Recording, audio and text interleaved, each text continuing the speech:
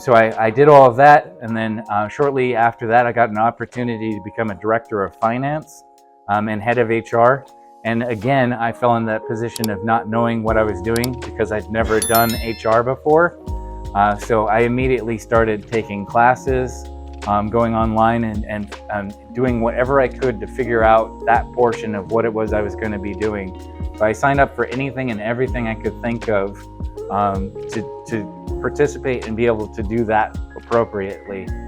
So that led me to meeting Ashwin, and that's what I do every day. Is I get up, I can do it from home, I can do it from work, doesn't really matter, but I go there and I make sure that the finances are flowing properly every single day.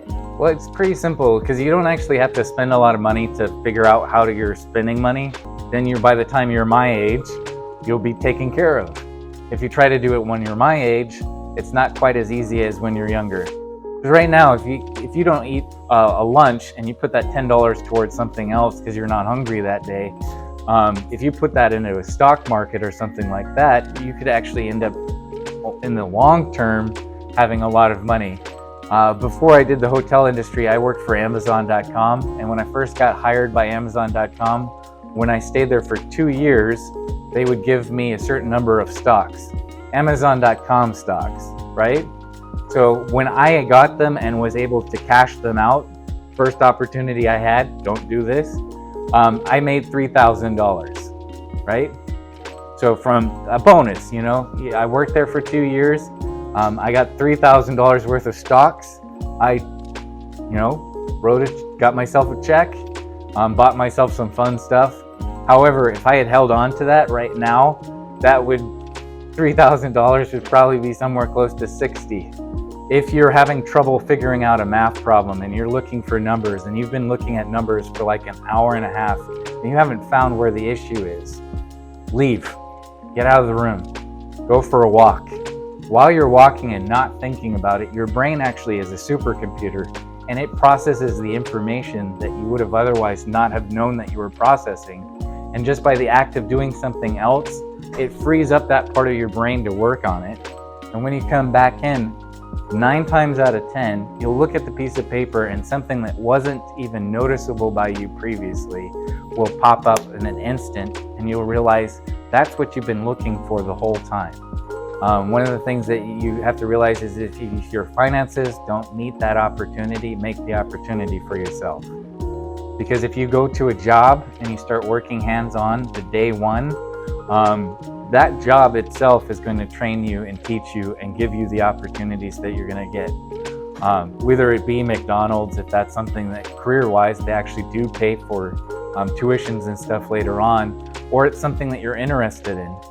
It could be just anything. If you can get your foot in the door and there was a position at that building that you want, if you're there and in that building and constantly around it, eventually when that position becomes open, you're there. So if you give the opportunity, like let's say like accounting, right? So I didn't fall into accounting just by accident. While I was working the front desk, anytime the accounting person would need help with anything, I was the first to volunteer. Extra work while I was working, I would just do it because I realized that if I did her job with her while she was there, I was learning from her.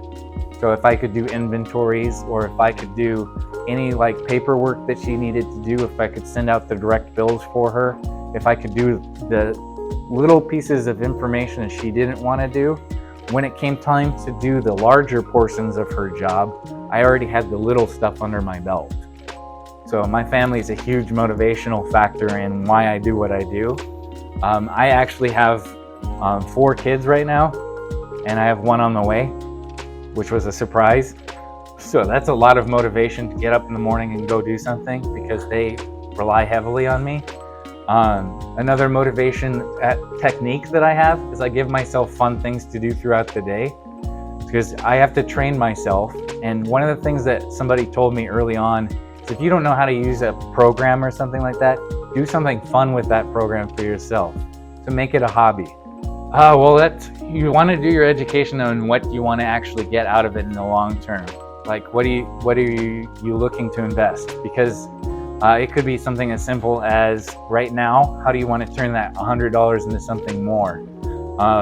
Right now, my daughters, I'm teaching them about Pokemon. They're opening up packs, and one of the girls pulled a $120 card out. They spent $5. That's a great return of investment, right? So what do they want to do with that money? Do they want to reinvest in doing more cards, or do they want to, sell something? Look for the opportunities where there's free money out there. Right now, you could be doing audiobooks for Amazon.com in your spare time, recording your voice and be making a side income. This guy right over here, great opportunity to use his brain, because he, during school, come up with a nonprofit. Do that. Come up with an idea of yours. Find something that you see that's missing somewhere in the world and start doing that thing and making money from it.